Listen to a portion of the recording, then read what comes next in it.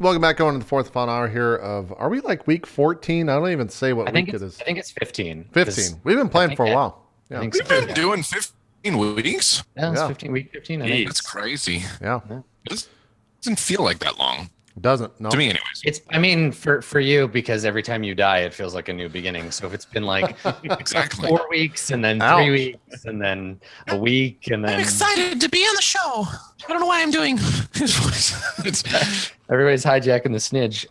So, Sean, can you describe, it's like night has fallen. You're still in the lowlands, so this is a sort of flooded forest, but you found a spot that might be suitable for camp.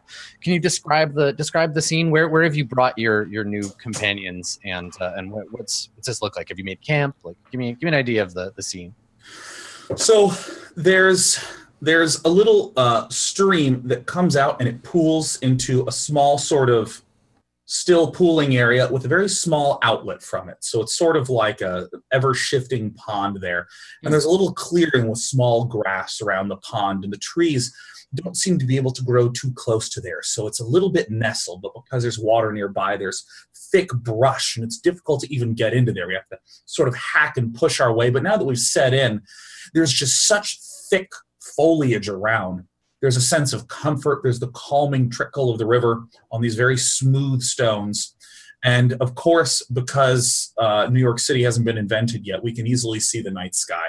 Right. Okay. So yeah, it's sparkling glints of stars up there. Yeah. And the moon, I think the moon is like quite bright. So there's a sort of silver light being cast on this scene.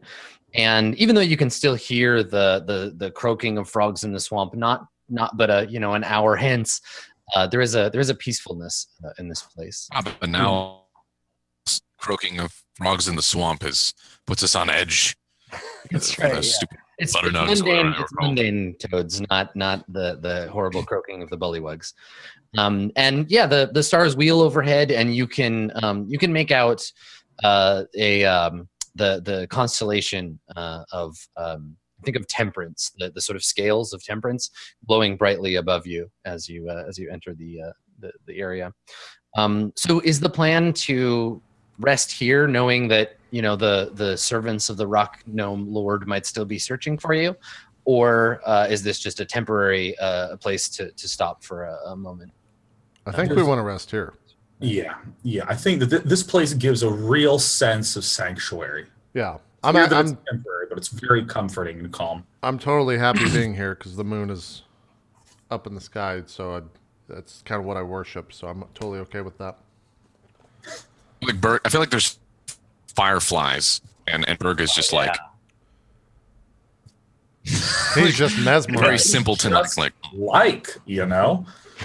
I love the addition of the fireflies to the scene. That's really cool. Yeah.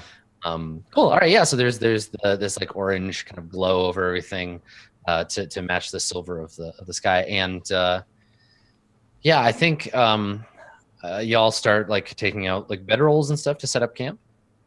Yep. Mm-hmm. Yeah. So the monk, she has nothing, right? She has no food. She has no like bedroll. That's fine. I mean, we're taking watches, so someone's not going to be sleeping. We'll just have her move around. On whoever's not sleeping. You sleep here, okay? Yeah. Does someone have food that they'll share with her, or Berg? Are you going to go out into the woods and hunt? I am an excellent hunter. Yeah, no, I would. So you both get up like I got the hey. Berg, I'm a hunter. I'm a ranger, and I have a really good hunting bow now. Thanks, Ravis Krill. I don't know why I'm doing this. Snap too. You're welcome, little buddy. I would be more than happy to hunt this evening should you need rest. You got tongued pretty hard today. Berg, please let him go, because if he's out hunting, then we won't be able to hear his stories for a minute. Sounds good to me. Wop zaboo! And then I just do a little wop zaboo. I'm gone. All right. So you wanna head out into the woods and try to get food. Okay. Yeah. So now you don't have the outsider like background, so it's not something that just comes naturally to you like it does to Berg. So let's have you make a survival check. You want to feed 5. You die instantly. gonna feed 5 people for the night. Let's say difficulty 14. Okay. DC 14. Okay, so I'm in the forest. I'm creeping. Do not fuck this. Yeah, and this is me hunting for food, and what I see is a big bad badger mole. Okay, so you're able to get, I don't know, like a forest, like a hare or something. You're able to like trap one and bring it back. On your way back to camp, and you're gone for a few hours. Like it gets full on dark. And we'll come back to you in a second. So you're out in the woods. Something bad is going to befall you. But back at camp, what's going on? What's going on back at camp? I think as he like departs into the woods, Ramus Krill's probably just has a look of like, thank fucking God. I just kind of like, oh my God, thank you, son, for blessing me with your mercy of silence for this tiny bit of time. I'm kind of like smiling. I'm a little happy. I'm be like, I like him. We need some positivity in the group. It's not the worst thing. Also, that's the moon. You're worshiping my gods now. This is the thing that you worship, that thing up there? Yeah, I kind of like look up in adoration and be like, that's the one. And not as bright as mine. Well, it doesn't need to show off. Well, showing off is fun. I'm just like, well, What the? it's just there's stuff with our characters that do You this. show the moon. Earlier in the game when they did their original fortune with each other, the main thing that like kind of tied the two characters together, they have religious disagreements. And they're trying to convince each other of the greatness. Like, the moon is better. No, the sun is better. Yeah. Yeah. This stream brought to you by Nintendo. Exactly. I Pokemon. There you Buy the Switch. So you, the two of you are debating this, and Vortex is listening. She's just kind of like smiling to herself. Maybe she's like lighting a fire or something. Yeah, I think it goes on for like 30 or 40 minutes. At the point, I'm just like, yeah, well, the moon kind of illuminates in pure darkness. Yours is just kind of in a blue area. It's not that special. It's already bright outside. You ever try to go grow plants by moonlight? Doesn't work too well. Well, that's a stupid thing to do. So no, I haven't done that. I thought you were all about that nature stuff, though. And the plants, oh my God, they'll die without the sun. While they were going at it, I just got to think like, yeah, well. Berg's just sitting there like sharpening like his sword, his hand axe. He's not used to like not having, a duty. He's used to getting the food himself. So he's just like, all right. And I think while they're arguing, Vortex like helps you with whatever you're doing, and she like you're I don't know, what's a task that you're in the middle of? Are you like putting a tent up or something? Like what's the task she sees you doing? Yeah. Oh, it's like I'm like sharpening my weapons, making sure they're nice and good. Maybe like if we have a campfire, I don't know if we do, but if we do, he's like stoking that, just trying to occupy his time because he's usually the one that's out getting food while everyone else is doing. Sure. Okay. So I think she finds you while you're sharpening your sword, and it reflects. Maybe we see her reflection in the blade. Like you notice she's standing above you, looking at it because you see her in the sword, and she looks at it and she says, I don't think I've ever seen one of your people use a blade like that. Oh yeah. How many of my have you seen? She says, a few, actually. I knew a brother and sister who were training to become monks. A bit younger than you, I think. In the Court of Coins, everyone is free to do as they please. There's no slavery there. Must be nice. She nods and she sits down next to you and she says, I know, hearing a Genasi say things like that, but I mean it. No one would tell you that you have to collect artifacts from a swamp. Berg does what he needs to survive. As do we all, Berg. As do we all. I pass no judgment, obviously. And she like looks you up and down. You're strong. You know how to fight. But I'm just saying, and she like puts her hand on your arm. Do you like recoil or like? Or just kind of like does it. He's like sharpening, you know, he just like stops for a moment and then just continues. Yeah, she puts her hand on your arm just for a second and she says, it's not that I think you should stop fighting, just that I think you should fight for yourself is all. But one thing at a time, I suppose. And she like takes her hand back and like looks at the bracer.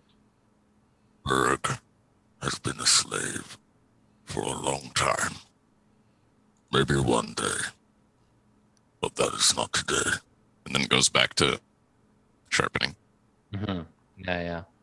Yeah. So she sits and like watches you sharpen the sword, watches you kind of like handle it, and doesn't say anything after that. Mm-hmm. And I think I don't know. Maybe that's when Ramus, you and Gideon, your like argument finishes. Yeah. Well, at the point, I'm just like, yeah. Well, I control the tides, and those are pretty important too. Mm-hmm. I'm just staring at it completely. Yeah, and yes. I think she says to you, to the two of you, she's like she's been watching you finish the argument, and she says, she's like, adventurers and religious scholars, I'm impressed. Well, he went to school. I just kind of know these things, but yeah. Obviously. I am very smart. Yeah, that's the entire point. I said that, trying to look smart. She says there are many ways to get to knowledge. Some of us learn from books, and others have dreams. She kind of like looks pointedly at you, Gideon. Yeah, when she says that, I look back at her. I was like, "Do you dream?" She nods. Sometimes. What do you dream about? And she looks down and she shakes her head and she says, I have this recurring dream where I'm performing my gray belt ceremony, but I've lost my tunic. It's terribly embarrassing. Should get that looked at. She laughs and she says, I don't put too much stock in my dreams.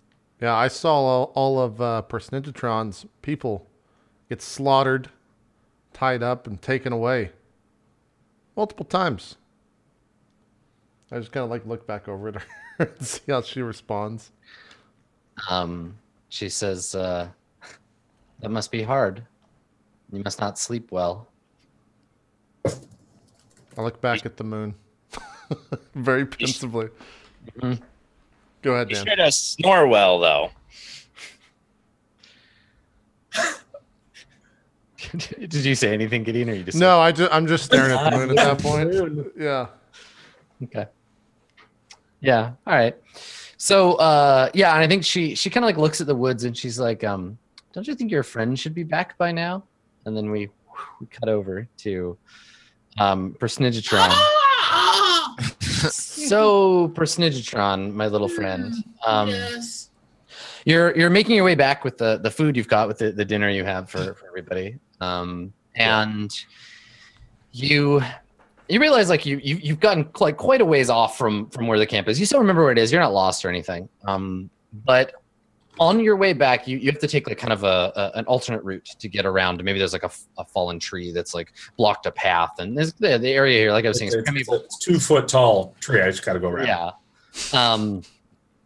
And so you come around a corner, like around this tree. You climb over it, and you see there's an area about like 20 feet or so in diameter, a perfect circle in which all of the trees and the grass have just like been like burned or disintegrated away. There's this like perfect circle burned on the ground. The trees around it, you can see where their branches lean out and then they're just cut off. And the dirt on the ground is burned in a strange like pattern of like triangles and intersecting lines. You can see it with the moonlight coming down through this like perfect cylinder. Okay, Adam. Okay. Yeah. Yeah, this is where you try to kill me, Adam. I know. So what are you gonna do? Circle of death. I stop moving. Or should I say? Okay, so when you stop, you put your hand on the trunk and are hiding behind it, and we can see the focus changes from your face. And it focuses out a little bit, and we can see this little electrum. Now that we know what that is, it's like a bluish silver. This little electrum colored beetle crawling slowly along the trunk. It's like a stag beetle. It's got a big long horn on it, and it's moving real slow. Just am I within the? No, you're on the edge of it. And there's it stops for a second. It doesn't touch your hand, but it's right next to it. It stops next to your hand, and its little carapace opens, and its sapphire-colored wings kind of flicker a little bit, like it's stretching them, and then it seals again, and it just keeps walking along the edge of the log. Okay. And you can tell, and you actually make a nature check. There's something funny about this bug, but. There's something funny about this bug. And you have advantage on this roll. Okay, all right. You determine that it's a small dog. I will tell you exactly one thing about it. All right. You get a look at it, and you would only know this because you feel the bile rise in the back of your throat. This creature is not. It may look like an insect. It may look like a beetle, but it was crafted. It was made, not birthed from an egg. You can see in its joints tiny little gears rotating as its little legs. Oh, it's a construct. It is absolutely a construct. I hate constructs. Yeah, this is a false mockery of nature. I'm gonna vomit. All right, so I want to vomit. Okay, so you just lean over and puke. Yeah.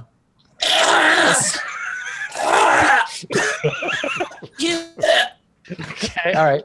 I just imagine that when you vomit, it's like rainbow. It's not. Yeah, no, it's just gross. So I'm so grossed out by this. I can't believe it. And I look up and I want to look into the this circle of cinder, and I want to try to get some sort of information out of this. So is this a Arcana? Yeah, it's Arcana for sure. Oh, for God's sake. Okay. So here's the thing. You don't really get a chance because you turn, you gag and retch into the bushes. And you startle the bug. The beetle flickers and flies off. And the camera, the imaginary camera that's watching the game, follows the beetle and it flies back. And we see it land on the arm, the outstretched arm of a humanoid figure. He's about 8 feet tall. He has, we get him sort of from the feet up. He has those, there's a word for it, but the back bent legs. Kind of like a draenei or a bird. Back bent legs. Like the aliens in the Charlie Sheen movie, The Arrival. Yeah. Yes. He seems to be much longer legs than torso, and then also really long arms. You can't see its face because its whole body is encased in what seems to be a carapace or armor or something. It's got this sort of vaguely insectoid kind of face mask with a set of 12 glowing sapphire eyes on its helmet. Its back is kind of hunched, and it has the same kind of wing case as the beetle, and it holds its arm out, and it has 3 fingers, a thumb and 2 long segmented fingers. It holds its arm out, and the beetle flies down onto its arm, and the armor around it sort of hisses and clicks and slides open, and then closes around the beetle, and this creature, its eyes glow, and it starts to turn and look back and forth as it steps into the circle. So I'm Adam. Yes. I'm just going to try to pull my shit together, and I'm going to begin to run as far away from this as I can. You're gonna run for it. I'm running. I'm not stepping in the circle. I'm running. Get away from the circle. Circles are bad. Run. Okay. All right. Make an athletics check for me. Oh God. Okay. This is one of my chosen. Okay. One time. You have inspiration. Oh, One fucking time.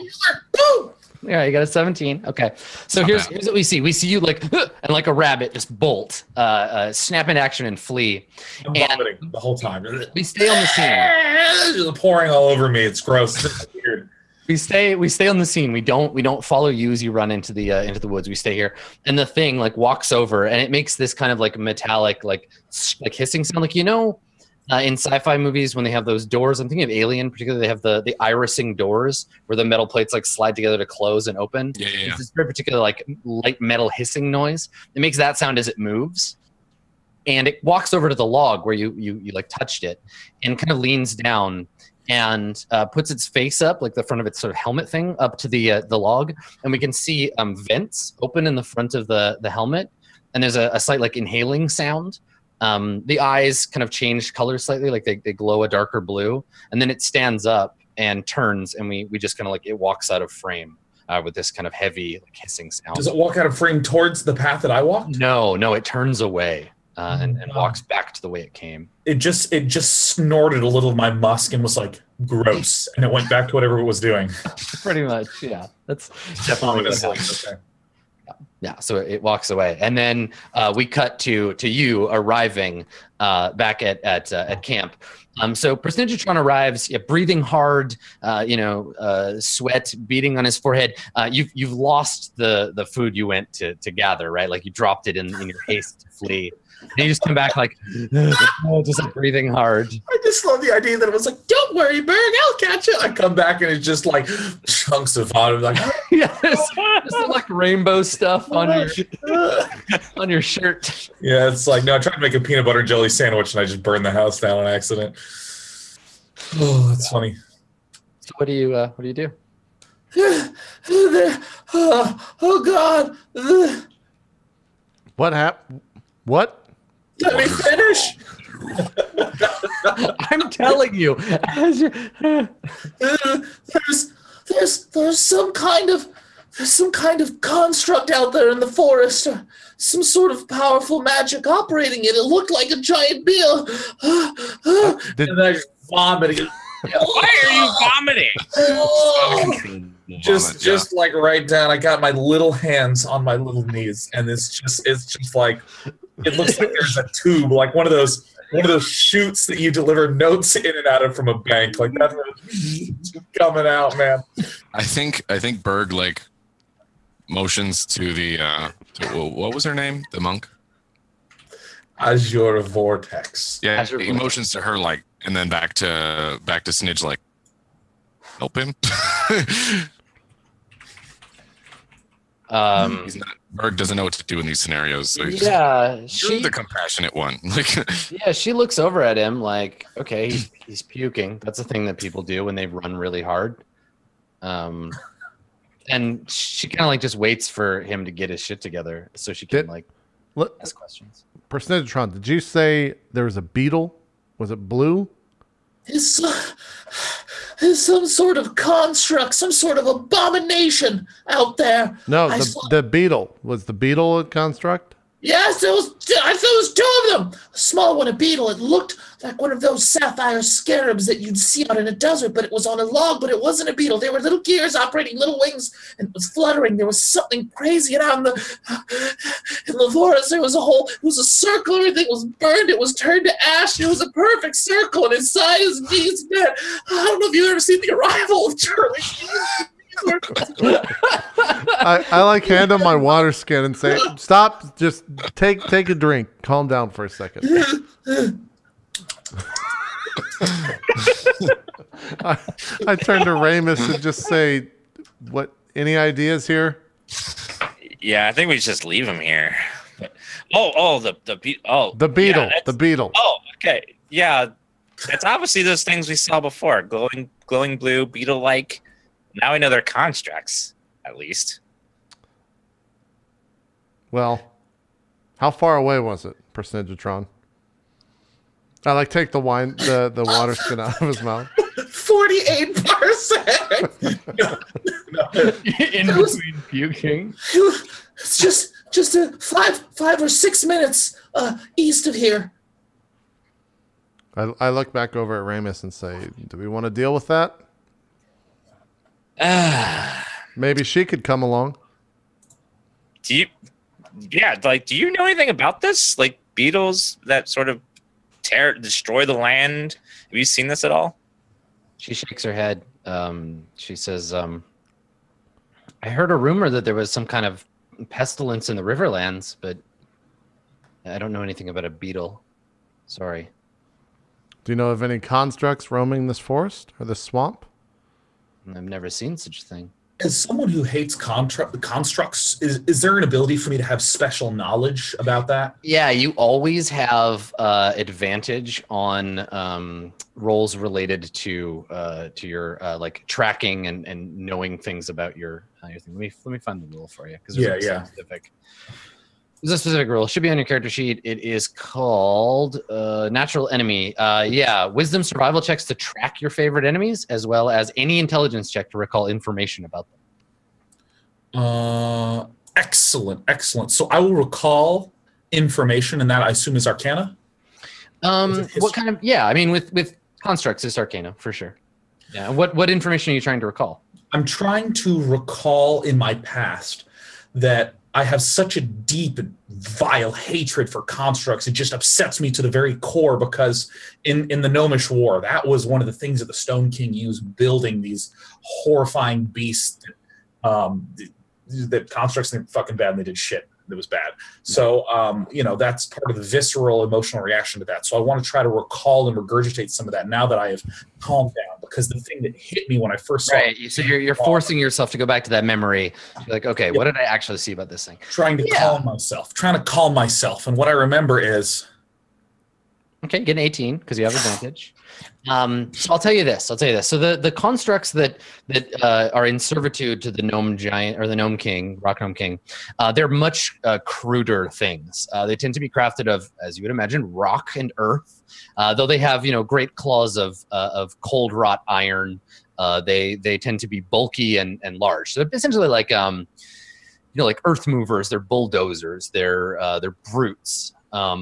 This thing was more like a finely filigreed piece of jewelry, right? In a way, it was almost, if you can get over the fact that you hate all of them so much, if you saw it stationary, if someone crafted this and you saw it in a shop, it might actually be quite beautiful. It was made out of delicate material. It had a sort of inner glow that imparted its obvious magic nature to you.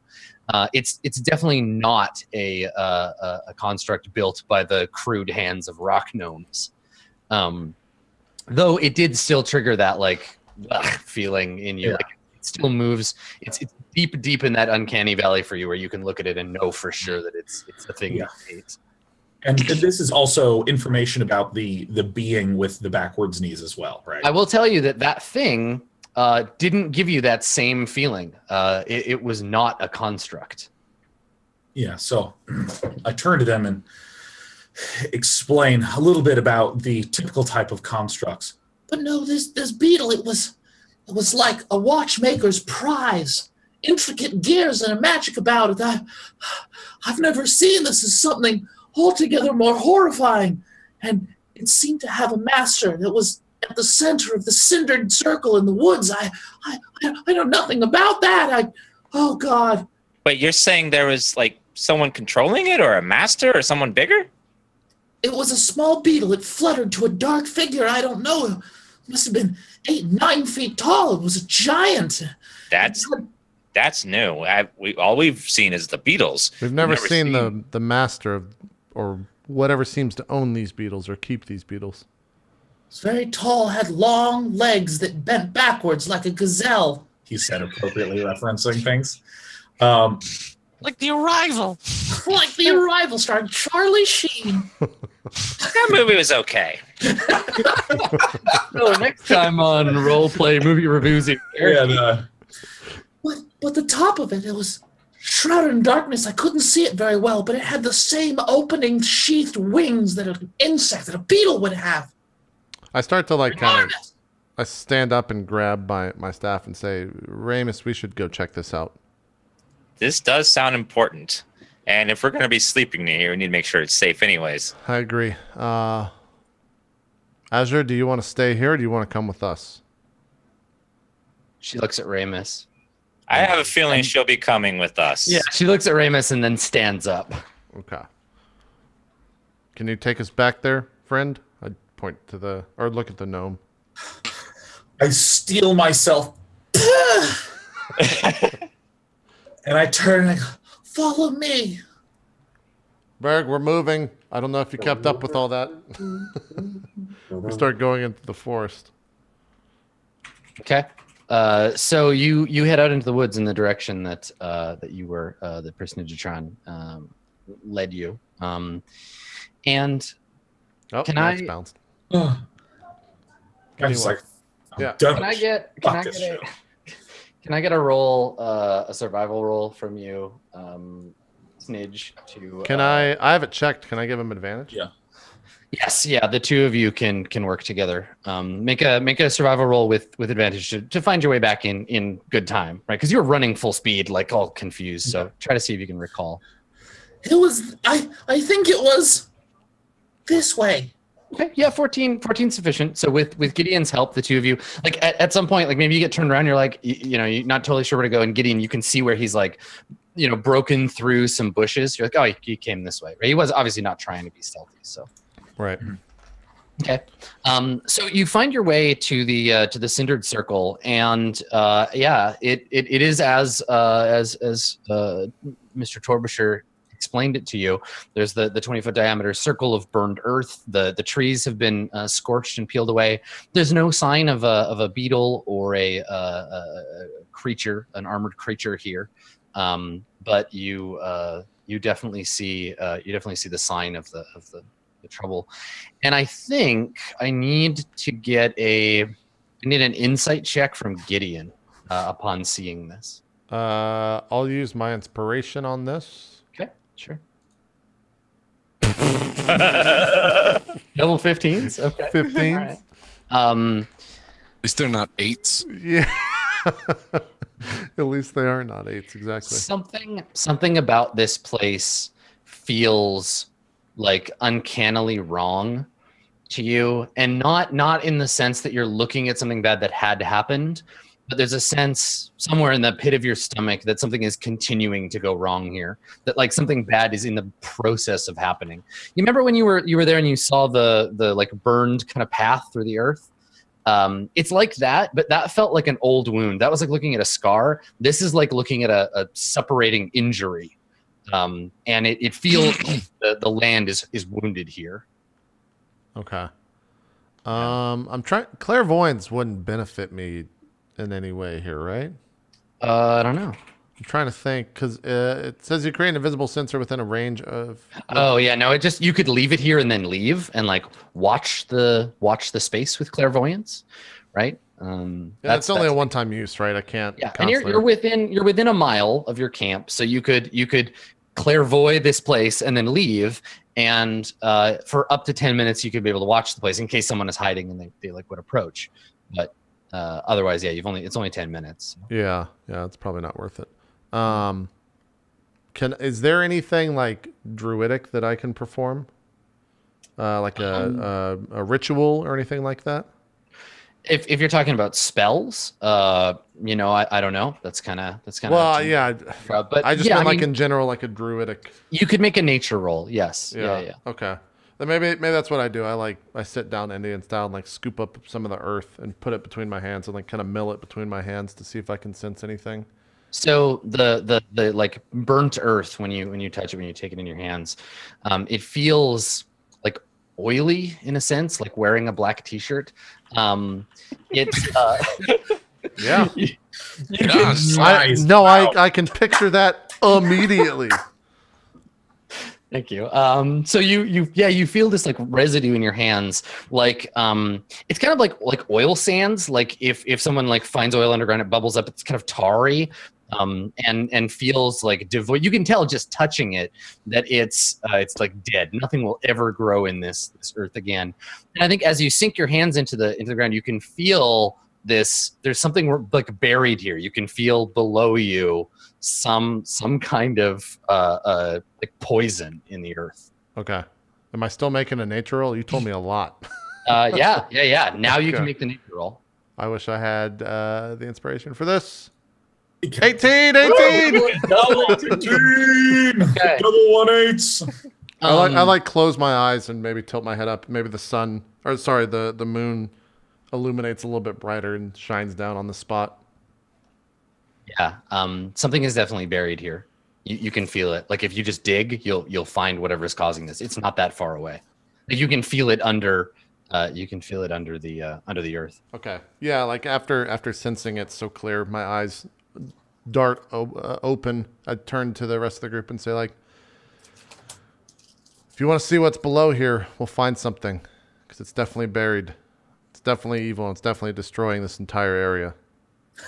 It's definitely evil. Definitely. 100%. Something's definitely fucked. Definitely. Is it safe to touch? Like if we dig it up? I like. Definitely not. I take some of the dirt in my hand and kind of smear it around and be like, see this oilness? Like as if you were wearing a black shirt. It's in the ground all around us. Well, we might as well. We got to find out what's happening because this is happening all over the place. Do we have like digging tools? Do we have a shovel in our explorer's pack? I think at least one of us should, right? Between our packs. You're big and strong. You use a shovel. I just use my hands. Oh Jesus, no. The Explorer Pack does not have a shovel in it. Okay, well we can do some. We can just use our hands or do something. Yeah, I mean digging the earth is kind of like ashy and broken up, so you could dig it up with your hands, but like, you know, you'll be covered in this black soot. Oh wait, no, I do have a shovel. I have a shovel. Right. In my character list. Yeah, I'll get out the shovel. Be like, we'll take turns. I'll start. I just start going, digging straight down. Do I think it's right below us, or is it somewhere in this general area? So imagine like if you like looked at a cut of the land from the side, if we just cut it away and looked at it, there's like a perfect cylinder from somewhere above that goes straight down into the earth. And like as you dig, the surface isn't just burned in this weird pattern. It's all of the earth down below has been like made black in this like strange pattern. So you're like digging away at it, and you can follow the sort of tunnel of dark earth. Okay. That's what we do then. We start digging. Trying to see if I have a form that'll allow me to dig a little bit better. Big bad bedroom mole. Yeah, giant badger or something maybe. Yeah, I'm just seeing how many shape shifts I get. I think I only have 3. Secret tunnel. But yeah, we start digging at him regardless. Okay. All right. So you got your shovel. You got your what's your background, Gideon? Because I think you got that shovel from. I'm a folk hero. I think you got that shovel from being a folk hero. So I think Personagetron might also have a shovel. Oh. Let me But it's probably like a gnome shovel, right? So it's like a pick. It's a spade. Yeah. I have an explorer's pack. Let me just double check real quick. It's Like like one of my light went out here. It's while like I one of those lost little connection. plastic ones used at the beach as a kid. It's just Yeah, you could build a cursed sandcastle. Let's see. I got it written down here. All the crap you got. I may not have added that to your sheet. Let's see. Because it does matter how many you have. Because the faster you can do this, the better. Yes, you do have a shovel. So you can help Personagetron. You get a shovel along with them. So here's the thing: the absolute fastest thing you could do was give 2 people a shovel and turn into a digging form. If you have any more shapeshifts for today, I do, but I kind of want to have one to fight. You want to save it in case. Where do you? I can't find it in the book where you see how many shapeshifts you get. It should just be under. It's on the table, I think. Is it on the table? For Druid? Mhm. Nope, it's not on the table. It should be under maybe wild. A gigantic shovel. Here we go. Twice. That's it. It never changes. It never changes. Okay, gotcha. Yeah. Twice between short and long rest. You got one more. Okay. Let me look at my forms here. We do have a giant weasel. We got a giant centipede. We got a horrifying. Never turn into a giant centipede. Oh, Gross. I have one in my laundry room. Let's turn into a centipede. We'll cut off 3 of them and we'll make like legs for dinner. We'll each have like chunks of JP sticks. A giant badger is a CR. Yeah, a giant 1/4. badger is 1/4. And you can turn into something with a burrowing speed. A big bad bedroom mole. Is that what a giant badger is burrowing? It's got burrow 10 feet. I just wanted to check on the restrictions. I think it's just fly or swim that's restricted. Yeah, But if yeah. you want to turn into a giant Let's badger- do the giant badger. All right. Turn into a giant badger and start digging away. All right, so it actually will. It won't take very long because you can dig up like 10 feet of earth every round. So you're just like, you don't even need those shovels. JP, can you show me what the digging looks like? Well, how would a badger would just be like? How would it sound too? Stop. And as you dig, you just don't care, you know? Yep. Yep. He hisses the dirt away. He doesn't. Yeah, exactly. Cool. All right. Yeah, you get your badger on. You're just shooting poisoned earth all over the place as you dig away in your giant badger form. And I think that you dig and it takes a little while. You get maybe 8 or 9 feet down. You start to you get away from like the edges of the pit. You get out of the sort of loam and stuff, and so you get to like rockier earth, like kind of clay and mud. And as you do that, you dig away and you see, I guess it's the best way to describe it. It's like a metal. It looks like a pyramid at first because you only discovered the top of it. So it's a 4-sided. Just the tip. It is just the tip of the pyramid. It's a pyramidal shape, but it's actually two pyramids, like with a flat end to each other. So 2 square pyramids, kind of a like diamond shape, I guess, 3-dimensional. And as you dig it up, you find it in the bottom of this thing, and it's made out of that same kind of electrum material that I described before. And you hear it before you actually find it. Like you can smell something underneath with your little badger snout as you dig. And then when you uncover it, everyone around, you can hear this like high-pitched, like whining sound that becomes like quite loud when the thing is exposed to the air. Can I ask what the whining sound sounds like? Yeah, just imagine like a really loud, high-pitched whining sound, Sean. Oh, that's horrible. Yeah, and like you can hear it, and it's like, yeah. Sean, and I think do you remember when we were in that hotel at MLG? All right, and they were frying up eggs, custom order. What am I trying to say? Omelets. Omelets. Yeah. And me, you, and Wheat walked by, and we couldn't stand there for more than 30 seconds because it would have hurt our molars. God, that's what you're hearing right now. Yeah. Oh my God, that was oil wine. Yeah, it's like a bad audio cable somewhere. Yeah. And it's like you can feel it in your teeth. And I think that Ramus, Azure Vortex looks at you, kind of like, this seems like, and she like kind of covers her ears and like leans to look over into the pit, and you discover this. Yeah, you discover this thing. It's overall, like size-wise, it's probably about a meter on actually it's exactly a meter on every side. So like a yard, I guess, a little over a yard on every side. Does the sound hurt us, our ears, like as we're hearing it, or is it just? Yeah, it's unpleasant. So I drop my little spade, and can I use an Arcana check? Because this seems to be some sort of construct. Is that right? No, constructs are like intelligent. They tend to be like it's constructed. It's a magical object, right? Object, but no, you can still make an Arcana check to take. I'll still do it. Oh my God. Okay, yeah, 10. So here's the thing: you crouch down to take a look at it, and you can see your face reflected. Like even though it was just buried, its surface is like mirror, like chrome polished. So you lean in, and you can see this kind of blue reflected version of your face. And the wine like continues, and I think that down in the pit. So who's in the pit right now? Who is digging? It was the badger. And the badger's down there going like this. Then he hears the noise and he stops. So the two of you are down in the pit digging. You find it up above. I think Ramus. You're looking at Azure Vortex. She looks over at something else and then grabs your sleeve. And you look up, and we can see this metallic form, this 8-foot armored thing, step out of the woods, like brushing the trees away. Step out into the clearing, and it starts to raise its arm.